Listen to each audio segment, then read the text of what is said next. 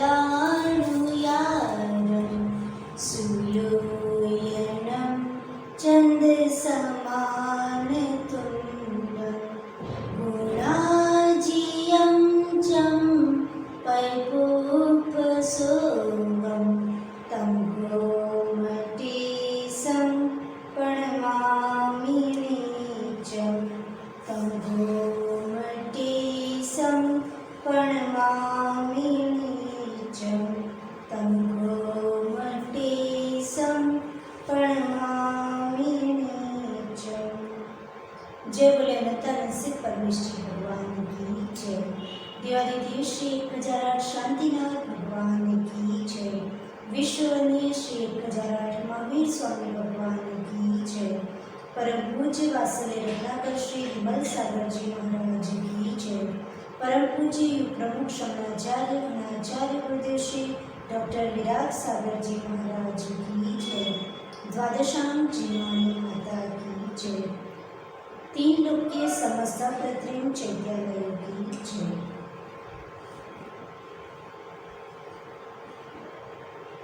अपन जम्बूद्वीप की जर्नी में आगे बढ़ रहे हैं।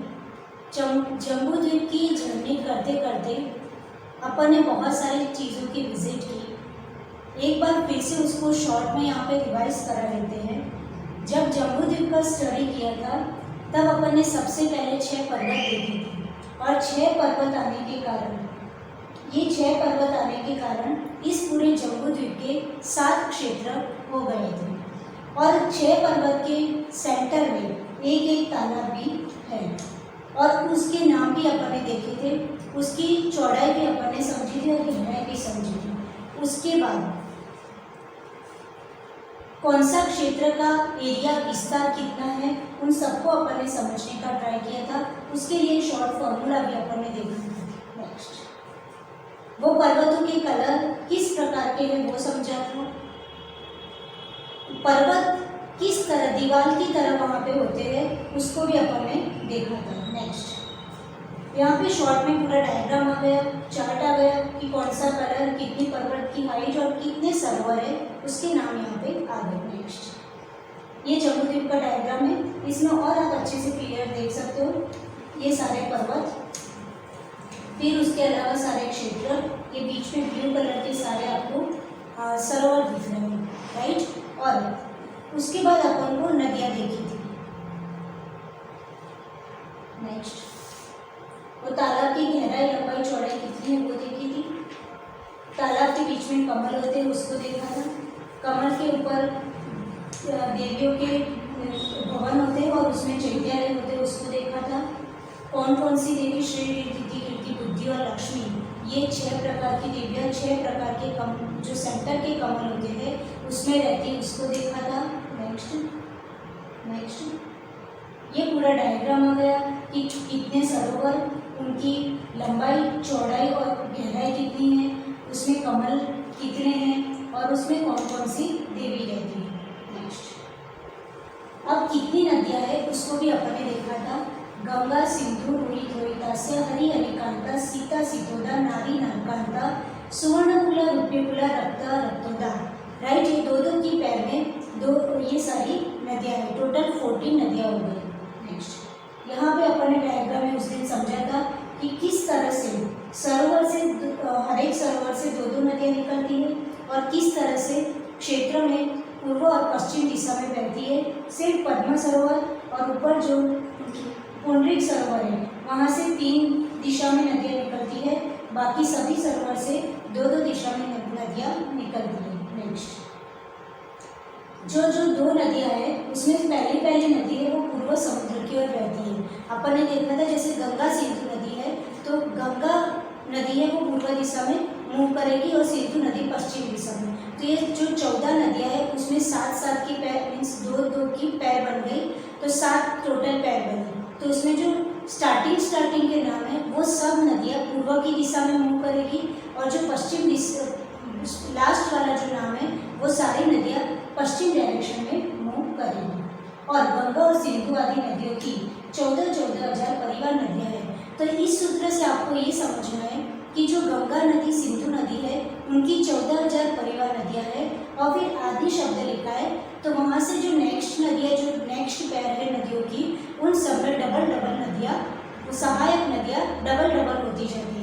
यानी गंगा सिंधु की 14,000 सहायक नदियाँ है, तो उसके बाद जो नेक्स्ट पैर आएगी, उसके बाद जो नेक्स्ट पैर आएगी नदियों की, उन सब की सहायक नदियाँ भी डबल डबल होती जाती है। यानी यहाँ पे 14,000 है, तो नेक्स्ट नदी की जो पैर है उन दोनों की हो जाएगी 28,000। राइट, इस तरह से इसको समझना चाहिए। नेक्स्ट फिर अपन भरत क्षेत्र समझ रहे थे। ये भरत क्षेत्र वही है जिसमें अपन रहते हैं, यानी भरत क्षेत्र और भारत डिफरेंट है। भरत क्षेत्र के आगे खंड के भारत देश में अपन रहते हैं, तो ये भरत क्षेत्र जो पूरा जम्बूद्वीप अपन ने देखा था, उसके में से जो नीचे का जो 190वां पोर्शन है उसको हमने कट करके वहाँ से यहाँ पे जूम करके विजुलाइज कराया है, जिससे आपको समझ में आए कि वो जो नीचे का इतना पोर्शन है जो जहाँ पे अपन रहते हैं भरत क्षेत्र, वो एग्जैक्ट बड़ा करके यहाँ पे दिखाने का ट्राई किया है। तो ये हिमवान पर्वत है, अपन ने देखा था उसके जो हिमवान पर्वत पे जो पद्म सरोवर है, वहाँ दोनों साइड से पूर्व दिशा और पश्चिम दिशा में से दो नदियाँ निकलती है, एक का नाम है गंगा नदी, एक का नाम है सिंधु नदी।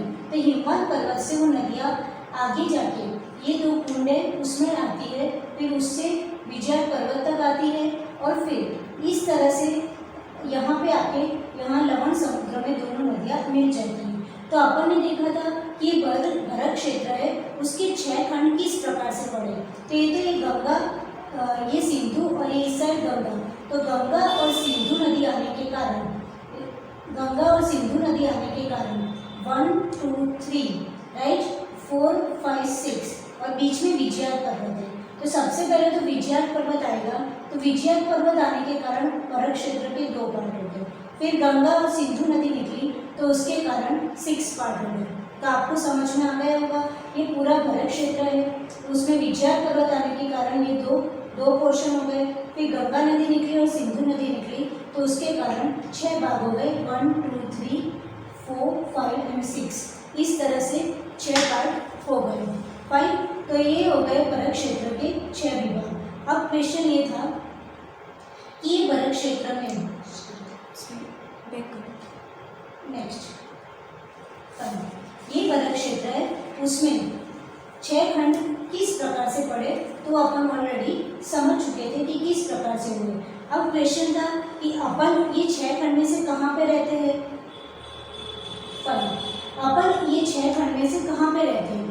चक्रवर्ती अपनी 6 खंड को जीतता है और 6 खंड को जीतने के बाद अपनी प्रशस्ति कौन से पर्वत पर कहाँ पे लिखने जाता है, वो पर्वत ये 6 खंडों में कहाँ पर है, उसको अपन आज देखते हैं। इसको थोड़ा विजुलाइज कर दो, जूम कर दो।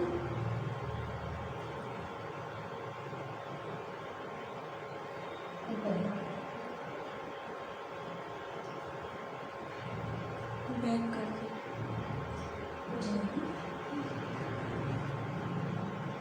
इसको थोड़ा जूम कर दो। तो चक्रवर्ती अपन को बचपन से ही पता है कि चक्रवर्ती 6 खंडों को जीतता है। तो 6 खंड कौन से, तो 5 मलेश खंड और 1 आर्यखंड। 5 मलेश खंड कहाँ पे है, आर्यखंड कहाँ पर है, और उसके बाद चक्रवर्ती कौन से खंड में अपनी प्रशस्ति लिखने जाता है, वहाँ पे कौन सा पर्वत कहाँ पर है, कौन से खंड में है और कहाँ पे प्रशस्ति लिखता है, उसको अपन यहाँ पे थोड़ा जूम करके देख लें। थोड़ा उस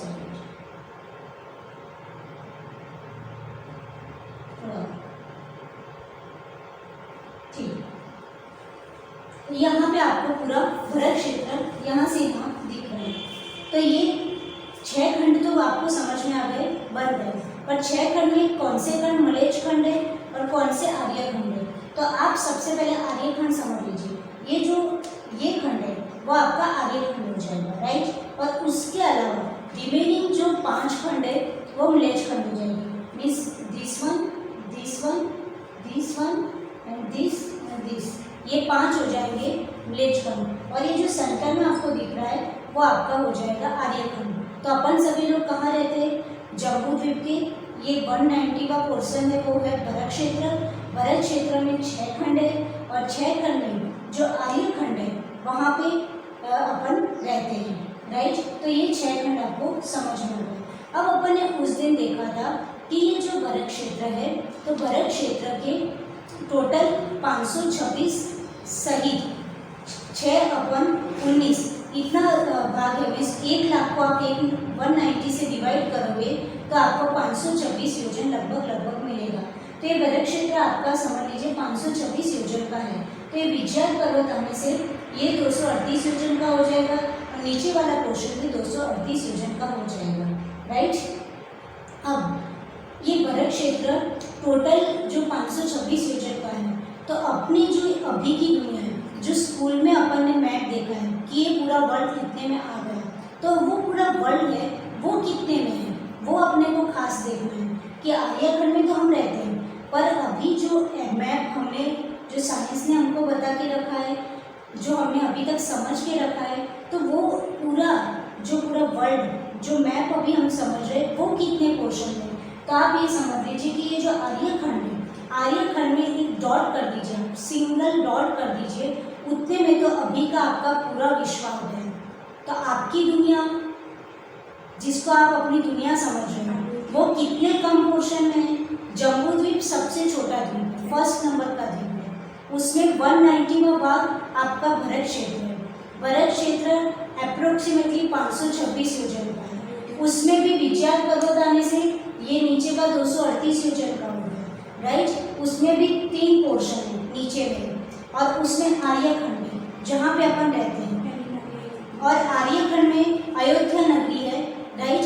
आर्यखंड की अयोध्या नगरी मानी जाती है। और आर्यखंड में जो अभी का पूरा विश्व है वो कितना है, तो सिर्फ आप डॉट कर दीजिए तो उतने में तो अभी का पूरा विश्व आ गया। तो जिसको आपने अपनी बहुत बड़ी दुनिया मान के रखी है कि दुनिया कितनी बड़ी है, मैं तो वो देश की वो कंट्री की विजिट कर लूँ, उस कंट्री की विजिट कर लूँ, उस कंट्री की विजिट कर लूँ। यदि किसी व्यक्ति ने पूरे वर्ल्ड की भी विजिट कर ली है और ये सोच रहा है कि मैंने पूरे वर्ल्ड को देख लिया, तो उसने जैनिज्म के हिसाब से कुछ भी नहीं दिखा है, क्योंकि ये आर्यखंड और उसमें एक डॉट करो, उसमें तो आपका पूरा वर्ल्ड हो गया। तो जैनिज्म के हिसाब से उसने कुछ भी नहीं देखा है। तो आज की जो दुनिया है, यदि आप गूगल पे सर्च करोगे तो गूगल पे सर्च करके देखिए कि जो अपना ये वर्ल्ड है वो कितने किलोमीटर में बता रहा है, उसका व्यास कितना है, राइट। तो अप्रोक्सीमेटली आप सर्च करोगे तो 12,747 किलोमीटर समथिंग इतने किलोमीटर का पूरा वर्ल्ड आ गया, राइट। पूरा वर्ल्ड 12,747 किलोमीटर में आ गया। तो 12,747 किलोमीटर को आप यदि योजन में कन्वर्ट करोगे तो अपन ने देखा था कि ये एक योजन बराबर अप्रोक्सीमेटली 6,000 किलोमीटर। तो लगभग 12,000 का समझ लो आप। तो 2 योजन में तो आपकी पूरी दुनिया आ गई, 2 योजन में आपकी पूरी दुनिया आ गई। यानी 2 योजन में तो आपका अभी का जो मैप है वर्ल्ड का, उसमें पूरा मैप वो 2 योजन में आपकी पूरी दुनिया आ गई। और ये अकेला भरत क्षेत्र 526 योजन का है। तो आपकी दुनिया जिसको आपने दुनिया मान के रखी है वो बहुत ही छोटी है। और अपने जैनिज्म के हिसाब से जब जैन भूगोल स्टडी करते हैं तब हमको समझ में आता है कि अपनी दुनिया कितनी बड़ी है। तो इसलिए अभी तक अपन ये जैसे वो कुएं में कोई मेंढक होता है तो वो ये सोच रहा है कि वो मेरे से बड़े स्पेस में कोई नहीं रहता है। और ऐसे ही शायद आप लोगों की हालत होगी, आप लोग ये समझते होंगे कि दुनिया कितनी बड़ी है, लेकिन आज आपको समझ में आ गया कि आर्यखंड में एक डॉट करोगे तो 2 योजन में आपकी पूरी दुनिया, आज की दुनिया जिसको समझते हो वो आ गई। लेकिन आज से दुनिया अपनी कितनी है उसकी डेफिनेशन चेंज कर लीजिए। आपकी दुनिया कितनी बड़ी है, तो बहुत बड़ी है, राइट। ये भरत क्षेत्र 190वां भाग है, उसमें भी जम्बू द्वीप, और जम्बू द्वीप भी सबसे छोटा द्वीप है। उसके बाद असंख्य द्वीप और समुद्र है, और मध्य लोक 1/1 राज्य का था, राइट। और फिर 3 लोग। तो कोई पूछे आपकी दुनिया कितनी बड़ी है तो आप 2 योजन में है दुनिया या 12,747 किलोमीटर की है, वो आज के बाद मत बताना।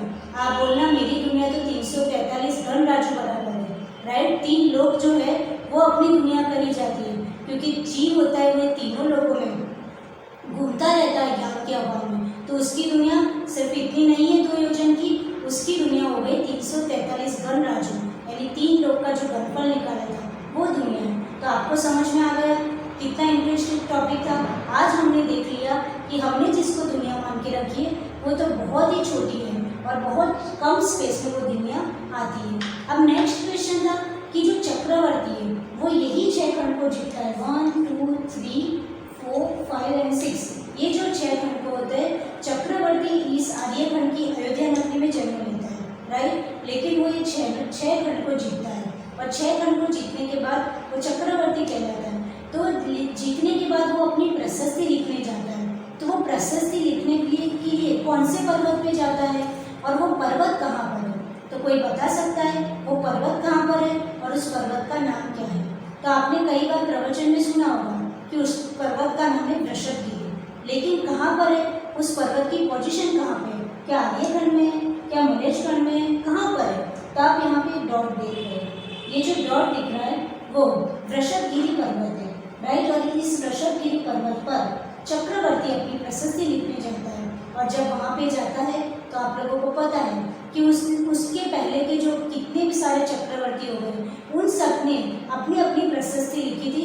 उससे वो पूरा वृषभगिरी फुल था और उसके कारण उसको अपनी प्रशस्ति लिखते समय वो किसी की मिटानी पड़ी और उस जगह अपने लिख पाया। तब उसका अभिमान चूर चूर हो गया था कि मैंने 6 खंड को जीतने के बाद मैं अभिमान में आके अपनी प्रशस्ति लिखने जा रहा था, लेकिन कितने सारे चक्रवर्ती हो गए और सबने अपनी अपनी प्रशस्ति यहाँ पे लिखी थी। तो आपको आज ये समझ में आ गया कि ये जो 2nd नंबर का जो मलेच्छ खंड है वहाँ पे यहाँ पे वृषभगिरी पर्वत है, वहाँ पे चक्रवर्ती अपनी प्रशस्ति लिखने जाता है।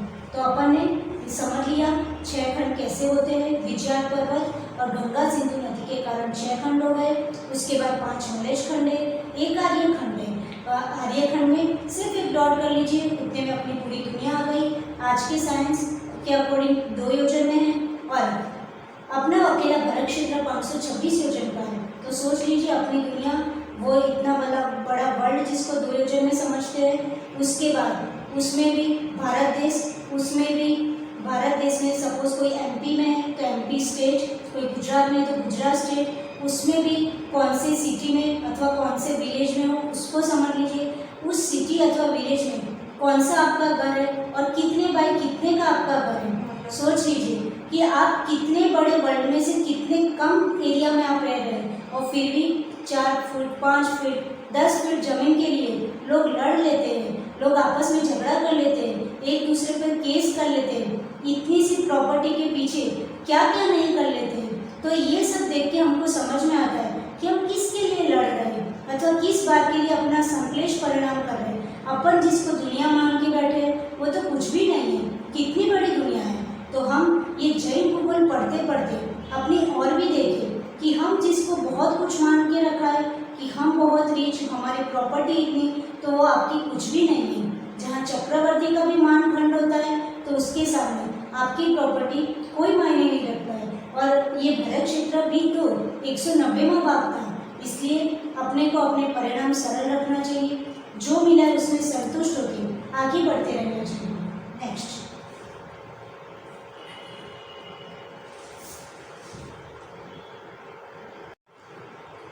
यहाँ पे लिखा हुआ है वृषभगिरी नाम का पर्वत है, गोल पर्वत है, वो पर्वत पूरा गोल पर्वत है, राइट। और दिग्विजय के बाद चक्रवर्ती इसी पर्वत पर अपनी प्रशस्ति लिखता है। और आर्यखंड होता है उसमें ही धर्मतीर्थ की प्रवृत्ति होती है। बाकी मलेच्छ खंड में ये जो आर्यखंड है उसी में ही धर्मतीर्थ की प्रवृत्ति होती है। बाकी जो मलेच्छ खंड है उसमें धर्मतीर्थ की प्रवृत्ति नहीं होती है। इसको और अपन डिटेल में आर्यखंड क्या है, मलेच्छ खंड क्या है, कर्मभूमि क्या है, भोगभूमि क्या है, वो बाद में समझेंगे। पहले अपन जम्बूद्वीप के मेन जो पोर्शन है उसको समझने का ट्राई करते हैं। Next fine. अब जो ये भरत क्षेत्र था उसके सेंटर में जो लाइन थी जिसको अपन ने विजयात पर्वत कहा था, तो वो विजयात पर्वत एग्जैक्ट कैसा होता है उसको इस ड्राइंग के माध्यम से बताएं।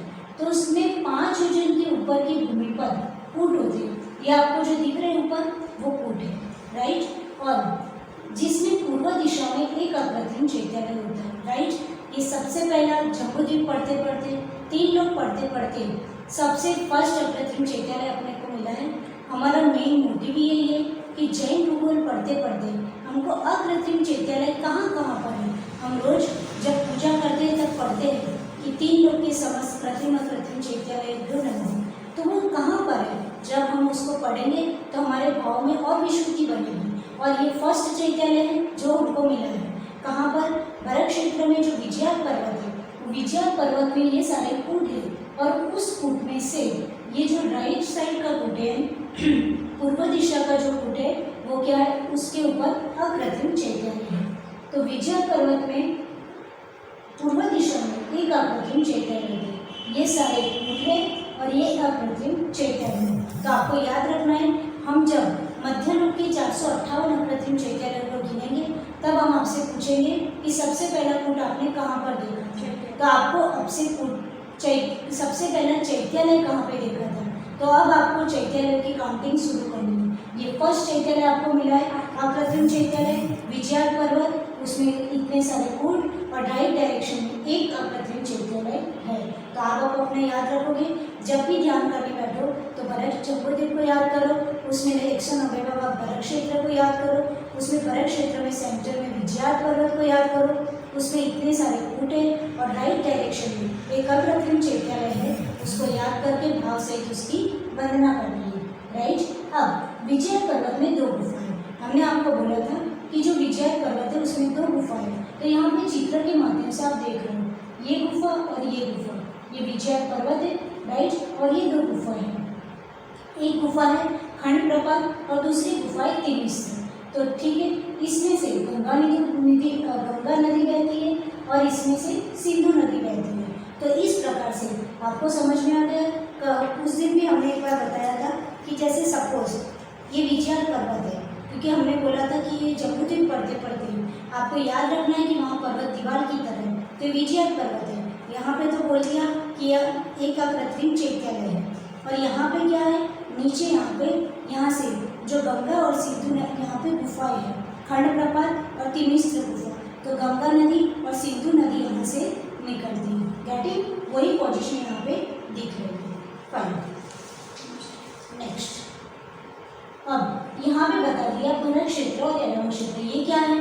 तो जम्बूद्वीप था, उसको पूरे उसके 2 पार्ट कर दिए, मीन्स 2 पार्ट, यानी सबसे नीचे वाला पार्ट दिखाया और सबसे ऊपर वाला पार्ट दिखाया। राइट। तो जैसा भरत क्षेत्र दिखता है वैसा ही ऐरावत क्षेत्र है। जैसी सिचुएशन भरत क्षेत्र में विजय पर्वत और गंगा सिंधु आने से 6 खंड पड़े, वैसा ही ऐरावत क्षेत्र में विजय पर्वत ये रहा और यहाँ पे से रोहित और तास्य नदी निकलने से यहाँ के 6 खंड पड़ गए। तो भरत क्षेत्र में जैसी सिचुएशन है, जैसी व्यवस्था है, वैसी व्यवस्था सिर्फ ऐरावत क्षेत्र में है।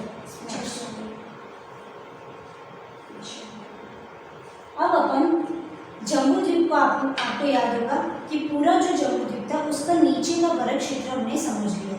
अब भरत क्षेत्र के बाद कौन सा पर्वत आएगा? आपको याद है, एक क्षेत्र एक पर्वत, एक क्षेत्र एक पर्वत। तो भरत क्षेत्र, उसके बाद सबसे पहला क्षेत्र भरत क्षेत्र, नीचे से गिनेंगे तो, और उसके बाद जो सबसे पहला पर्वत आएगा उसका नाम है हिमवान पर्वत। राइट। तो यहाँ पे हिमवान पर्वत का अपन हिमवान पर्वत के बारे में थोड़ा जान लेते हैं। तो यहाँ लिखा है कि भरत क्षेत्र की उत्तरी सीमा में हिमवान पर्वत है। राइट। क्योंकि भरत क्षेत्र नीचे है, उसके ऊपर क्या आ जाएगा? हिमवान पर्वत। तो हिमवान पर्वत है वो कैसा है? तो अपन ऑलरेडी जान चुके हैं कि वो सुवर्ण कलर का यानी गोल्डन कलर का है, और इसका विस्तार भरत क्षेत्र से 2 गुना है।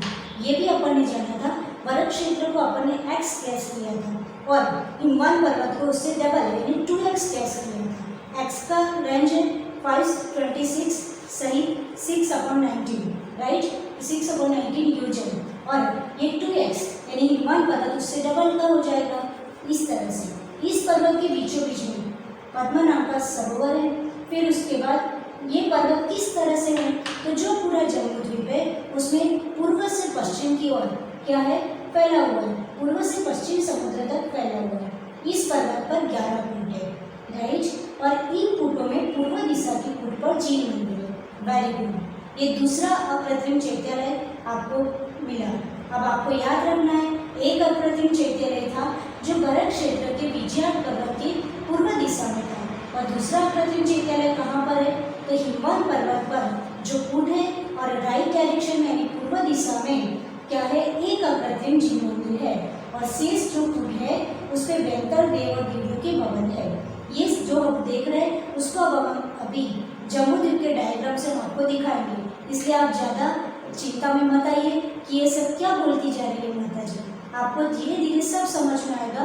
पहले आप यहाँ टेक्स्ट से समझ लीजिए, फिर मैं डायग्राम से आपको एक एक चीज़ दिखाती हूँ। फिर इसके पूर्व और पश्चिम द्वार से क्रमशः गंगा और सिंधु नदी तथा उत्तर द्वार से रोहिताश्य नदी निकलती है। ये भी अपन ने जब नदियाँ समझी थी तब समझा था कि किस तरह से हिमवान पर्वत है, उसमें पद्म सरोवर है, उसमें से नीचे की ओर गंगा और सिंधु नदी निकलती है और ऊपर उत्तर की ओर रोहिताश्य नदी निकलती है। राइट, अब ये जो अपन ने समझा है उसको अपन जम्बूद्वीप के डायग्राम में देखते हैं। जम्बूद्वीप का डायग्राम को क्या है, प्रीवियस है।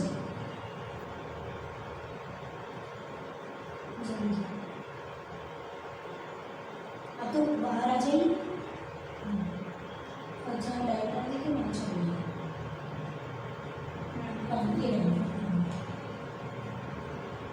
इसको जूम करो नीचे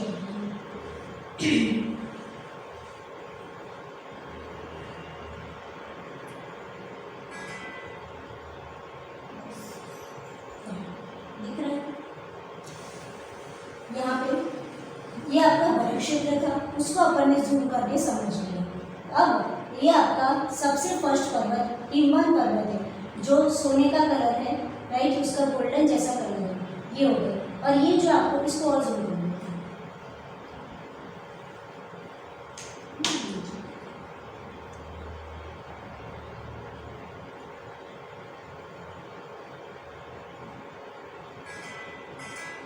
ये आपका हिमवान पर्वत है। राइट, हिमवान पर्वत पे आपको ये जो दिख रहे हैं वो सारे क्या है, ऊँट है, ये सब ऊँट है।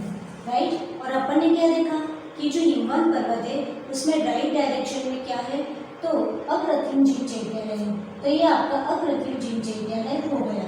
राइट, ये अकृत्रिम जीव चैत्यालय है।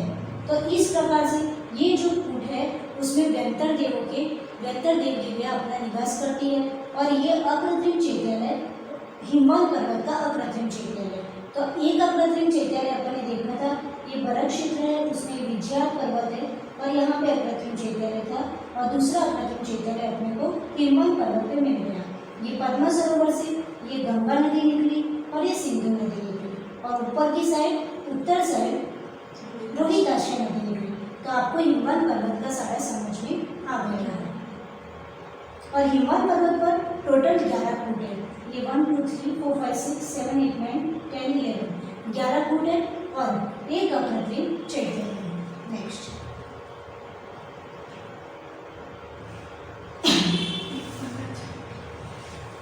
अब अपन नेक्स्ट क्षेत्र कौन सा आएगा, तो भरत हिमवत दूसरे नंबर का क्षेत्र है हिमवत क्षेत्र। तो अपन हिमवत क्षेत्र को देखने का प्रयत्न करेंगे। ये हिमवत क्षेत्र है, एक क्षेत्र समझा, एक पर्वत समझा। अब दूसरे नंबर का क्षेत्र है हिमवत क्षेत्र। तो हिमवान पर्वत के उत्तर में डेफिनेटली पहले बरफ क्षेत्र और फिर हिमवान पर्वत, और उसके टॉप पर क्या है, तो उसके ऊपर हिमवत है। तो हिमवान पर्वत के उत्तर दिशा में और महाहिमवान पर्वत के दक्षिण दिशा में हिमवत क्षेत्र है। और उसका विस्तार कितना है, तो बरफ क्षेत्र से 4 गुना है। तो 4 गुना कैसे हो जाएगा, क्योंकि बरफ क्षेत्र से डबल विस्तार किसका था, हिमवान पर्वत का। अब बरफ क्षेत्र से फिर अपन जब हिमवत क्षेत्र का विस्तार काउंट करेंगे तो उससे 4 गुना हो जाएगा और हिमवान पर्वत से डबल हो जाएगा। राइट, इन शॉर्ट बरफ क्षेत्र से सब कुछ डबल करते जाना है। तो फिर किस नंबर पे आ रहा है उसको समझ के अपने को उसका डबल करना है। अब इसके बहुमध्य भाग में नाभिगिरी शब्दवान नाम की नाभिगिरी है। और इस क्षेत्र के पूर्व और पश्चिम में रोहित और रोहिताश्य नाम की 2 नदियाँ निकलती हैं। जब अपन ने नदियाँ समझा था तब देखा था कि रोहित नदी जो ऊपर से आती है, कौन से, महापद्मा सरोवर से, और जो रोहिताश्य नदी नीचे से पद्मा सरोवर से आई थी। तो जो हिमवत क्षेत्र है उसमें 2 नदी है, रोहित और रोहिताश्य नदी, और सेंटर में शब्दवान नामक नाभिगिरी है।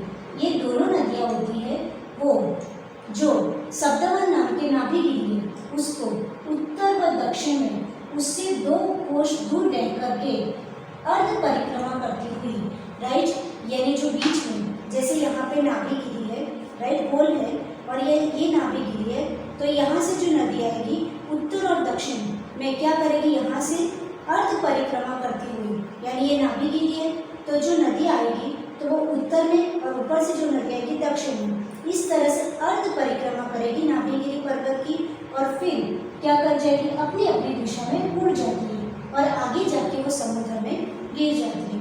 कैसे, तो अपन अभी चार्ट के माध्यम से देखेंगे।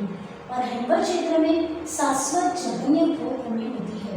आपको याद रखना है, हिमवत क्षेत्र है उसमें कौन सी भूभूमि है, तो जघन्य भूभूमि होती है। और जघन्य भूभूमि है तो जघन्य भूभूमि कौन सा काल कहलाता है, तो ऑब्वियसली सूक्ष्म काल कहलाता है। जैसे अपन जब काल चक्र पढ़ते हैं तब अपन फर्स्ट काल को उत्तम भूभूमि कहते हैं, दूसरे काल को मध्यम भूभूमि कहते हैं और तीसरे काल को जघन्य भूभूमि कहते हैं। तो जब जघन्य भूभूमि यानी वहाँ पे हमेशा सूक्ष्म काल रहता है। ठीक है, अब ये जो हिमवत क्षेत्र में अपन ने जो इन्फॉर्मेशन यहाँ पे रीड की उसको अपन डायग्राम में देखने का ट्राई करते हैं। जम्मू द्वीप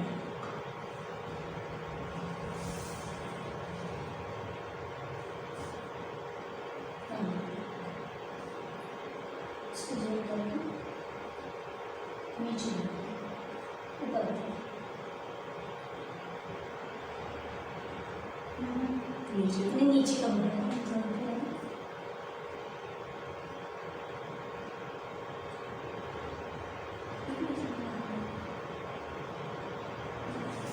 ठीक, ये पोर्शन ये आपका क्या है, हिमवत क्षेत्र। अब आपको याद रखना है ये बरफ क्षेत्र, ये हिमवान पर्वत और ये आपका हिमवत क्षेत्र, ये दोनों अपन समझ चुके हैं।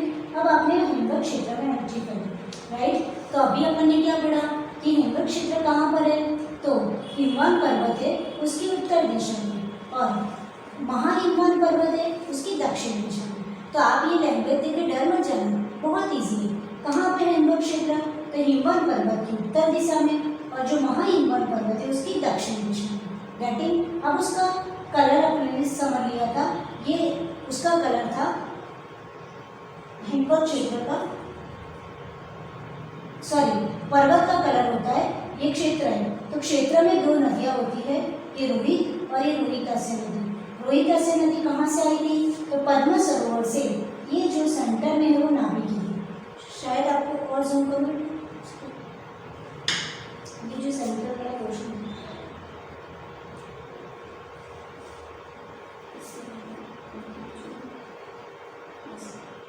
और नीचे ये जो सेंटर में छोटा सा राउंड है, शायद देखने में आपको दिक्कत हो रही होगी पर आप समझ लीजिए नाभिगिरी है।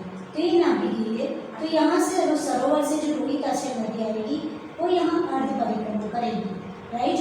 तो ये क्या हुआ, उत्तर की ओर उसने अर्ध परिक्रमा करी और फिर इस साइड लेफ्ट साइड यानी पश्चिम दिशा में मूव हो गई और यहाँ पे जो लवण समुद्र है तो लवण समुद्र में वो मिल जाएगी।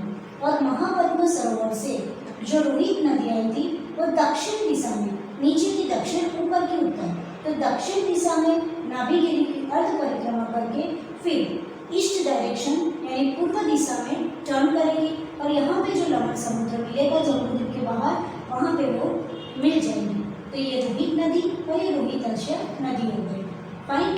अब अपने को आगे नेक्स्ट जो पर्वत है उसको समझना है। तो आपको समझ में आया ये बरफ क्षेत्र था, राइट, ये हिमवान पर्वत था, फिर ये हिमवत क्षेत्र था। अब पर्वत आएगा तो पर्वत यानी कौन सा, महाहिमवान पर्वत। बरफ क्षेत्र से डबल हिमवान पर्वत, हिमवान पर्वत से डबल हिमवत क्षेत्र।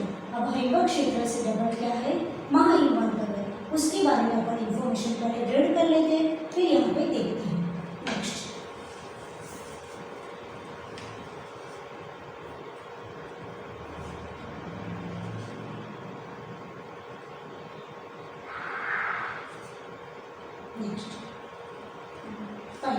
महाहिमवान पर्वत। तो जो हिमवान क्षेत्र के उत्तर में क्या है, महाहिमवान पर्वत। अभी अपन ने हिमवत क्षेत्र देखा, राइट। तो हिमवत क्षेत्र के ऊपर कौन सा पर्वत है, तो महाहिमवान पर्वत। और ये कैसा पर्वत है, तो पर्वत का कलर होता है, पर्वत का कलर ये चांदी जैसा, दैट मीन्स रजतमय है, फाइन। और इसका विस्तार कितना है, तो जो हिमवान पर्वत है उससे 4 गुना है, यानी यहाँ पे से पर्वत भरत क्षेत्र से डबल हिमवंत पर्वत, हिमवंत पर्वत से हेमवत क्षेत्र डबल, हेमवत क्षेत्र से महाहिमवंत डबल। तो जब पर्वत हिमवंत पर्वत से काउंट करेंगे तो फिर हिमवंत पर्वत से डबल तो हेमवत क्षेत्र हुआ था, तो जो ये महाहिमवंत पर्वत है वो कितना हो जाएगा, 4 गुना। इसलिए यहाँ पे लिखा है कि हिमवंत पर्वत से ये महाहिमवंत पर्वत 4 गुना। इस पर्वत पे कितने फुट है, तो 8 फुट है, राइट। और जिनमें पूर्व दिशा में सिद्धायन कूट पर जिनालय है। आपको याद रखना है, आपको ये तीसरा जिनालय मिला। ऐसे अपने को 458 अकृत्रिम जिनालय की वंदना करनी है। अभी तो आप तीसरे पर ही हो, इसलिए भूलना मत कहाँ कहाँ पे अकृत्रिम चैत्यालय मिलते हैं। तो ये महाहिमवंत पर्वत, उसमें टोटल 8 फुट है। उसमें जो पूर्व दिशा का सिद्धायन कूट पर क्या है, अकृत्रिम चैत्यालय है, जिनालय, राइट। और बाकी के जो 7 फुट है उस पर बेहतर देव देवियों के क्या है, भवन बने हुए हैं, राइट। तो आपको समझ में आ गया। पहला अकृत्रिम चैत्यालय कहाँ मिला था, भरत क्षेत्र के विजय पर्वत में पूर्व दिशा में। दूसरा अकृत्रिम चैत्यालय आपको जो फर्स्ट पर्वत था हिमवंत पर्वत, उसके पूर्व दिशा में, राइट। और तीसरा अकृत्रिम चैत्यालय आपको मिल गया महाहिमवंत पर्वत की पूर्व दिशा में एक अकृत्रिम चैत्यालय मिला, राइट। अब इस पर्वत के मध्य में महापद्म तालाब है। आपको पता है, अपन ने देखा था पर्वत के सेंटर में तालाब है। पद्म सरोवर से महापद्म सरोवर डबल है। अब वो तालाब के दक्षिण द्वार से रोहित नदी निकलकर हेमवत क्षेत्र में जाती है और उत्तर द्वार से हरिकांता नदी निकलकर हरित क्षेत्र में बहती है। तो अपन इसको चार्ट में देखने का ट्राई करते हैं, आपको समझ में आ जाएगा।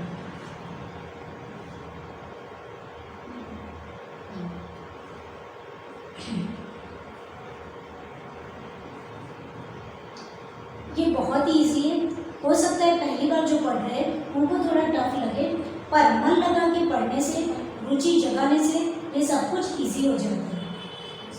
पर यह आपका महाहिमवंत पर्वत दिख रहा है। महाहिमवंत पर्वत का कलर चांदी जैसा है।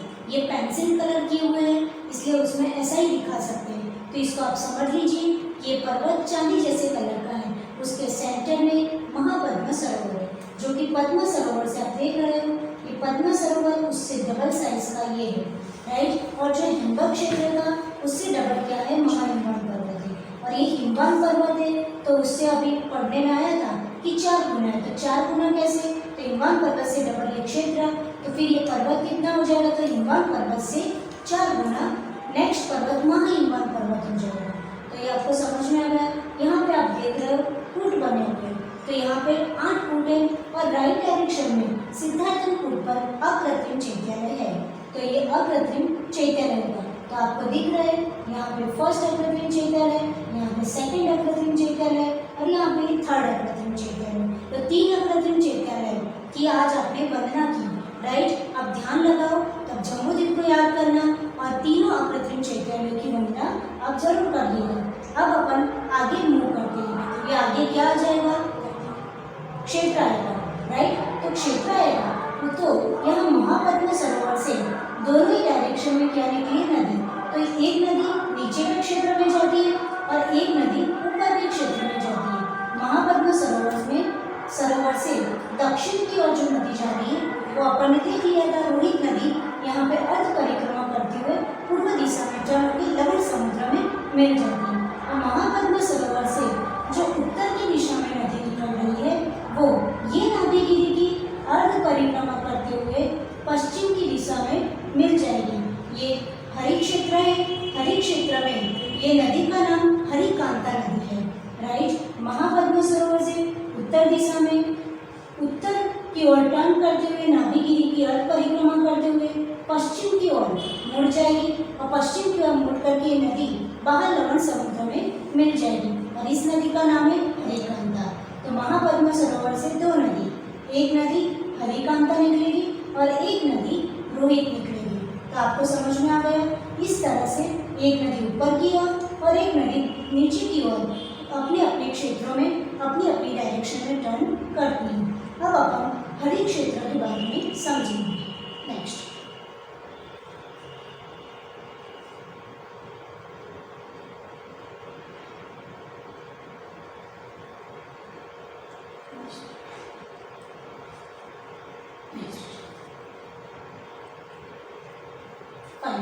हरि क्षेत्र हरित क्षेत्र कैसा है, तो महाहिमवंत पर्वत के उत्तर और निषद पर्वत के दक्षिण में क्या है, हरित क्षेत्र है। तो आपने अभी महाहिमवंत पर्वत को देखा, तो महाहिमवंत पर्वत के ऊपर अपन ने अभी हरित क्षेत्र भी देखा था। तो महाहिमवंत पर्वत के उत्तर में है और उस जो महाहिमवंत पर्वत के उत्तर में हरित क्षेत्र आएगा और उसके ऊपर क्या आ जाएगा, तो उसके ऊपर निषद पर्वत आएगा।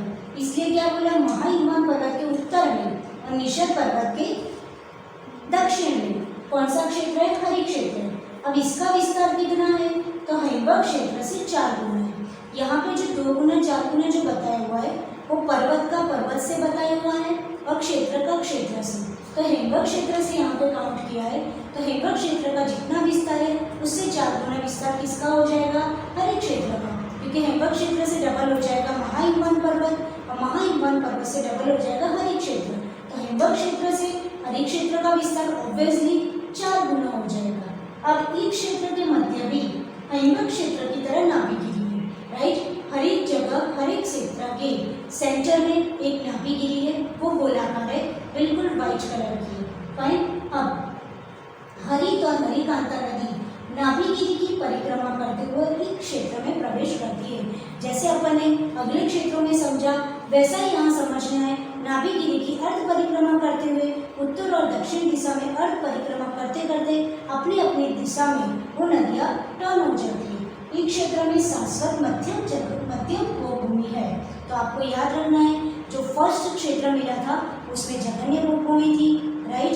यानी भरत क्षेत्र को मत समझना, क्योंकि भरत क्षेत्र में कर्म भूमि है, क्योंकि अपन सभी लोग कर्म करके अपना जीवन चलाते हैं, राइट। इसलिए भरत क्षेत्र में कर्म भूमि है। जो उसके बाद सेकंड जो क्षेत्र है हिमवत क्षेत्र, तो वहाँ से भूभूमि स्टार्ट होती है, तो उसमें जघन्य भूभूमि है। ये तीसरे नंबर का क्षेत्र मिला हरित क्षेत्र, तो उसमें मध्यम भूभूमि है। याद करना कुछ बहुत हार्ड नहीं है, कर्म भूमि हम, ये आपका हरित क्षेत्र है। यहाँ से आप देख रहे हो भरत क्षेत्र, फिर हिमवंत पर्वत, फिर उससे डबल हिमवत क्षेत्र, फिर महाहिमवंत पर्वत, और ये तीसरे नंबर का क्षेत्र आपको मिला जिसका नाम है हरित क्षेत्र। अब हरित क्षेत्र में अपन ने देखा कि जो हिमवत क्षेत्र से उससे 4 गुना था, तो ऑब्वियस बात है हिमवत क्षेत्र से डबल महाहिमवंत पर्वत, महाहिमवंत पर्वत से आपको डबल आपको हरित क्षेत्र मिल गया। अब वहाँ पर 2 नदियाँ हैं, तो कौन कौन सी नदियाँ कहाँ से आती हैं, तो ये जो महापद्म सरोवर से ये नदियाँ करके जो नाभिगिरी है उसकी अर्ध परिक्रमा करके उसने लेफ्ट साइड में टर्न करके लवण समुद्र में मिल गई। और यहाँ पे जो तिंगी सरोवर से जो नदी आती है वो दक्षिण की ओर नाभिगिरी की परिक्रमा करके पूर्व की ओर मूव करके लवण समुद्र में यहाँ पे मिल जाती है, राइट। तो हरित क्षेत्र से 2 नदियाँ निकलती हैं और अपन ने इधर देखा था कि यहाँ पे हमेशा मध्यम भूभूमि रहती है। ये क्षेत्र था हिमवत क्षेत्र, उसमें जघन्य भूभूमि थी, यहाँ पे मध्यम भूभूमि हमेशा रहती है। तो इस तरह से ये हरित क्षेत्र होगा। अब अपन जो नेक्स्ट पर्वत है उसको अपन समझने का ट्राई करेंगे। तो नेक्स्ट पर्वत निषद पर्वत है। तो अपन ने ये भी देखा था हरित क्षेत्र में कि हरित क्षेत्र के दक्षिण की ओर महाहिमवंत पर्वत है और हरित क्षेत्र के उत्तर की ओर निषद पर्वत है। तो निषद पर्वत को समझने का अपन ट्राई करेंगे। और यहाँ पे ये नदी का नाम है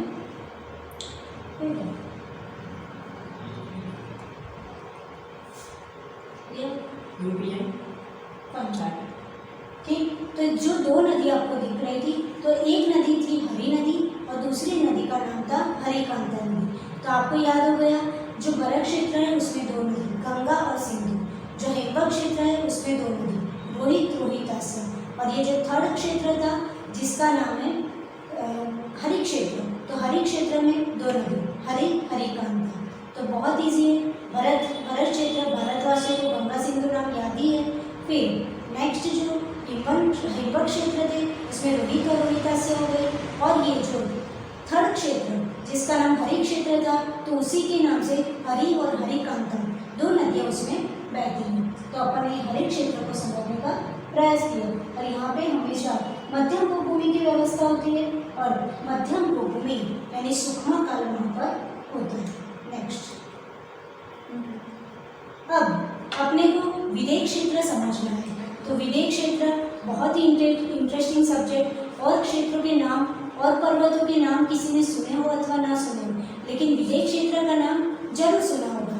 विदेश क्षेत्र कहाँ पर है, वो कितना बड़ा है, उसमें कहाँ पर विद्यमान 20 तीर्थंकर रहते हैं, उसके जो सेंटर में सुमेरु पर्वत है वो कैसा है, और फिर उसमें कौन सी व्यवस्था रहती है, वहाँ कर्मभूमि होती है, क्या भोगभूमि होती है, किस प्रकार की व्यवस्था होती है, क्या भरत क्षेत्र की तरह वहाँ पे भी 6 खंड होते हैं, वहाँ पे भी 6 खंड यदि है तो कहाँ पे आर्य खंड है, वहाँ पे भी चक्रवर्ती होते हैं क्या, और यदि होते हैं तो वो कहाँ पर प्रशस्ति लिखने जाते हैं, वहाँ पे 6 खंड की रचना कैसे बनी, वो सारी बातें। विद्यमान 20 तीर्थंकर भगवान कहाँ पर विराजमान होते हैं, सुमेरु पर्वत की 16 अप्रतिम चैत्यालय जो अपन पूजन करते हैं वो कहाँ पर होता है, वो सारी बातें अपने को बहुत अच्छे से नेक्स्ट लेसन में समझने को मिलेगा कि सुमेरु पर्वत के अप्रतिम चैत्यालय और सुमेरु पर्वत ही क्या, अपन 5 मेरु के अकृत्रिम चैत्यालय की वंदना अपन नेक्स्ट सेशन में करेंगे।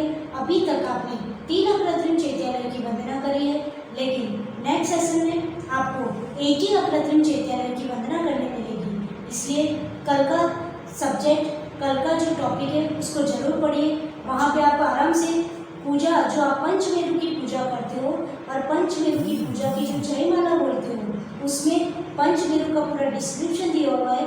उसी जयमाला को बेस बनाकर यहाँ पर चित्र के माध्यम से वो जयमाला को भी समझेंगे कि कैसे जयमाला में जो लिखा हुआ है वो कहाँ कहाँ पर है। इस प्रकार पंचमेरु के 80 जिन चैत्यालय की अपन वंदना करेंगे।